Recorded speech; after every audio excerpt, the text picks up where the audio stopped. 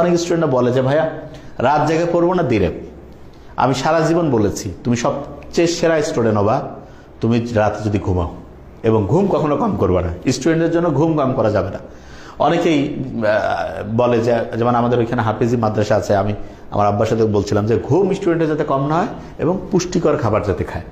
ঘুম এবং পুষ্টিকর খাবার এই দুইটা পড়াকে মনে রাখার ক্ষেত্রে খুবই কার্যকরী। খুব দামি খাবার হইতে হবে না, পুষ্টিকর খাবার, তার মূল উপাদানগুলো যাতে থাকে। যেমন পড়া মনে রাখার ক্ষেত্রে vitamin B complex, vitamin B, এটা 8 আনা 40 পয়সার দাম, কিন্তু দিনে 2টা খেলে 1 টাকা লাগবে, কিন্তু পড়া মনে রাখতে খুবই হেল্পফুল হয়। এটা আমরা খেতে পারি। একটা লেবু 2 টাকা 4 ভাগ করে 4 জন খাওয়া যায়, 8 আনা লাগবে হয়তো বা। একটা লেবু হচ্ছে গরম পানিতে একটু দিয়ে, পারলে একটু মধু দিয়ে খাইলাম, ব্রেনটা অ্যাক্টিভ হবে। আর পানি তো ফ্রি পাওয়া যায়, পানি তুমি খাবা। অনেকে বলে যে মধু দিয়ে খাইলে ওজন বাড়ে, ওজন কমে। মধু এমন একটা খাবার যেটা ওজন বাড়বে এবং কমবে, দুইটাই করা যায়। কিরকম? কেউ যে গরম পানিতে মধু দিয়ে